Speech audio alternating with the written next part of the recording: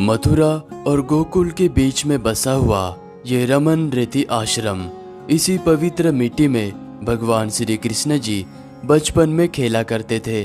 और मिट्टी में खेलने के बाद भगवान श्री कृष्ण जी यहाँ पर बने हुए इस सरोवर में स्नान किया करते थे। और वो इस जगह पर गौ चराने के लिए भी आया करते थे। और इस आश्रम में आपको ये हाथी नजर आएगा और ये हाथी स्वयं भगवान श्री कृष्ण जी की आरती कराता है। आज के इस वीडियो में हम आपको खूबसूरत प्रकृति में बसे हुए इस रमन रेती आश्रम का सैर कराने वाले हैं। रमन रेती आश्रम मथुरा से 13 किलोमीटर और गोकुल से मात्र 2.5 किलोमीटर के दूरी पर स्थित है।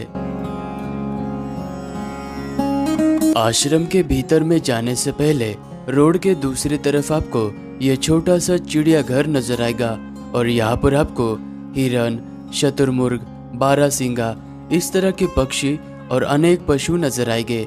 यहाँ पर आप 10-20 रुपए का जौ लेकर पशु पक्षियों को अन्नदान कर सकते हैं।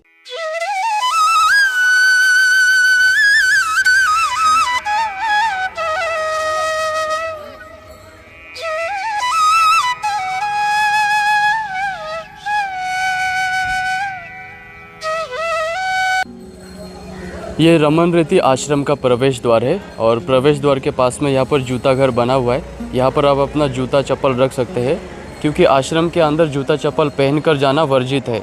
आश्रम के प्रवेश द्वार से अंदर जाते ही आपको खूबसूरत प्रकृति और शीतलता का एहसास होगा क्योंकि ये रमन रेती आश्रम बिल्कुल यमुना नदी के तट पर बसा हुआ है। रमन रेती आश्रम का जो समय है वो सुबह 7 बजे से लेकर दोपहर के 12 बजे तक का है और शाम को 4 बजे से लेकर 8 बजे तक का है। आश्रम के भीतर पहुंचते ही आपको यहाँ पर यह मुख्य मंदिर नजर आएगा और इस मंदिर के पिछले हिस्से में रमन रेती यानी कि इस ब्रजभूमि की यह पवित्र मिट्टी नजर आएगी।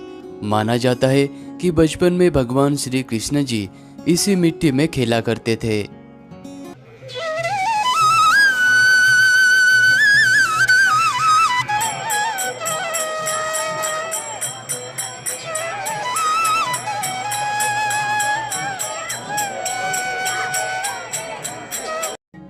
माना जाता है कि भगवान श्री कृष्ण जी बचपन में इसी जगह पर गौ चराने के लिए आया करते थे और वो इसी पवित्र रेत में लोट लगाकर खेला करते थे।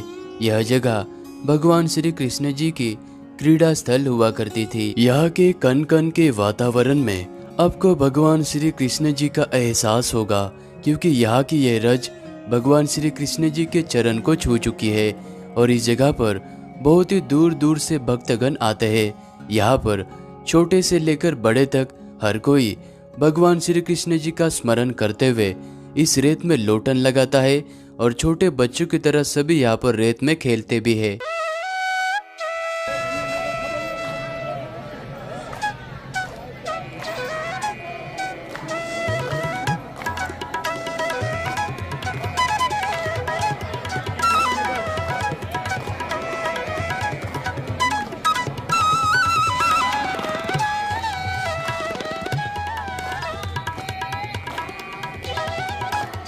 रमन रेती के दर्शन करने के बाद आश्रम के पीछे बने हुए इस खूबसूरत रास्ते से चलते हुए सभी भक्तगण इस रमन सरोवर की ओर स्नान करने के लिए आते हैं।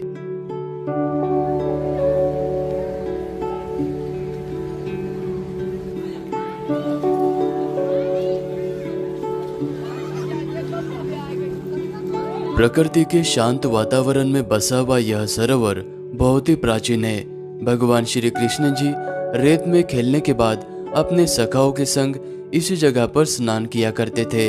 आज भी भक्तगण भगवान श्री कृष्ण जी को याद करते हुए इस सरोवर में स्नान करने के लिए आते हैं।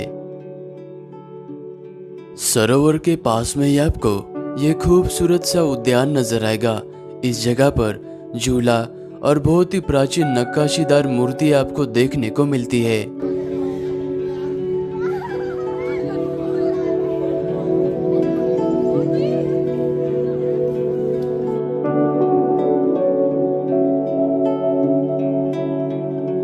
सरोवर में स्नान करने के बाद अभी हम रमन रेती आश्रम में स्थित मुख्य मंदिर के अंदर आ चुके हैं। मंदिर के गर्भगृह में रमन विहारी लाल जी विराजमान है, जो कि आने वाले भक्तों को आशीर्वाद देते हैं।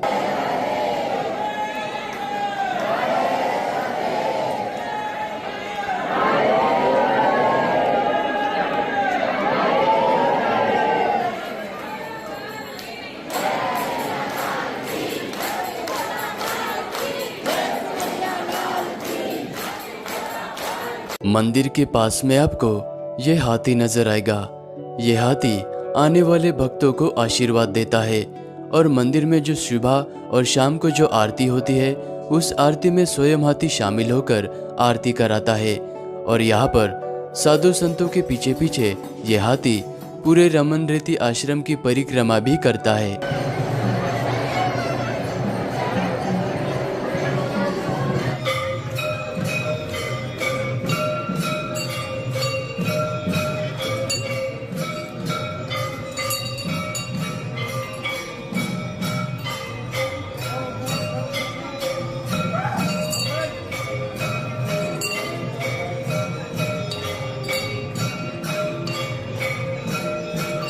मंदिर के पास में आपको यहाँ पर ये प्राकृतिक रूप से बनी हुई झोपड़ियाँ नजर आएगी। इन झोपड़ियों में जो सांसारिक जीवन से त्याग ले चुके हैं साधु संत आज भी इन झोपड़ियों में रहते हैं। और यहाँ पर दीवारों पर आपको भगवान श्री कृष्ण जी के बाल लीलाओं का चित्रीकरण देखने को मिलता है।